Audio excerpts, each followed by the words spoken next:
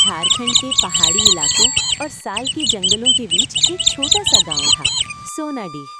ये गांव शहरों की चकाचौंध से दूर था। यहाँ बिजली कभी कभी ही आती थी और कच्ची सड़कें बारिश में कीचड़ बन जाती थी। गांव के लोग मेहनत करके अपना जीवन चलाते थे। कोई खेतों में मजदूरी करता तो कोई जंगल से लकड़ी लाकर बेचता। गांव में खाने के लिए सिर्फ एक ही बड़ा ढाबा था, शाही भोजनालय। उसका मालिक था महेंद्र चौधरी, जो गांव का प्रभावशाली आदमी माना जाता था। उसकी खास डिश मटन पुलाव थी, जिसकी खुशबू पूरे गांव में फैल जाती थी।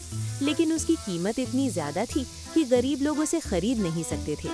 मटन पुलाव की एक प्लेट 240 रुपए, दाल भात 90 रुपए। हर शाम कुछ बच्चे ढाबे के बाहर खड़े होकर लोगों को खाते हुए देखते थे। चलो हटो यहाँ से, मुफ्त में खाना नहीं मिलता। हम बस देख रहे थे।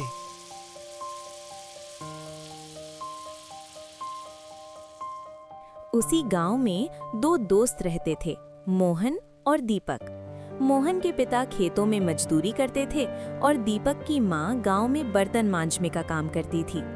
दोनों हर दिन काम से लौटते समय शाही भोजनालय के सामने रुकते और पुलाव की खुशबू महसूस करते। अगर मैं अमीर बन गया ना, तो रोज पुलाव खाऊंगा। अगर मैं अमीर बना तो एक ऐसा ढाबा खोलूंगा जहां कोई भूखा ना रहे। पहले अपना पेट भरने का सोच, फिर दूसरों का पेट भराना सोच। दूसरों का पेट भराना ही असली अमीरी है।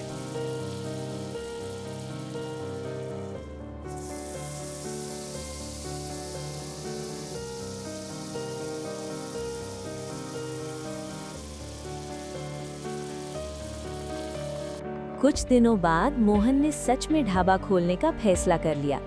दोनों गांव के किनारे एक पुरानी झोपड़ी तक पहुंचे। उन्होंने वही चूल्हा बनाया। गांव वालों ने उनकी मदद की। किसी ने बर्तन दिए, किसी ने लकड़ी। कुछ दिनों में एक छोटा सा ढाबा तैयार हो गया। दरवाजे पर लिखा था 20 रुपए में भर पेट पुलाव। मोहन ने अपनी माँ से सीखी हुई देसी रेसिपी से पुलाव बनाया।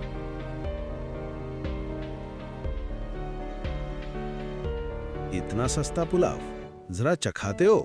पहली प्लेट आपकी है चचा, आशीर्वाद दीजिए।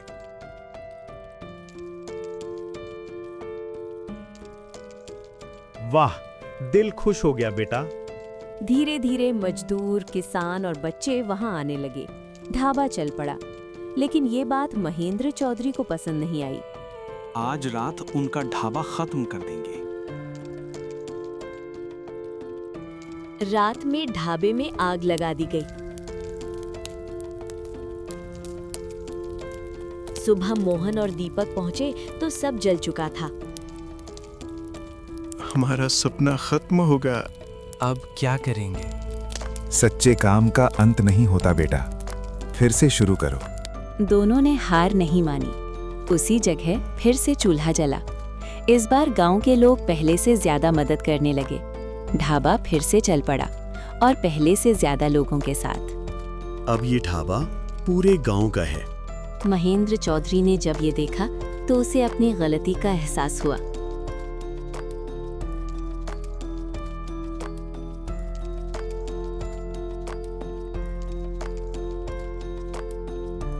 मुझे माफ कर दो, मैंने जलन में गलत किया। माफी तब मिलेगी जब तुम भी भूखों को खाना खिलाओगे। आज से मेरा ढाबा भी सबके लिए है। उस दिन से तीनों मिलकर खाना बनाने लगे।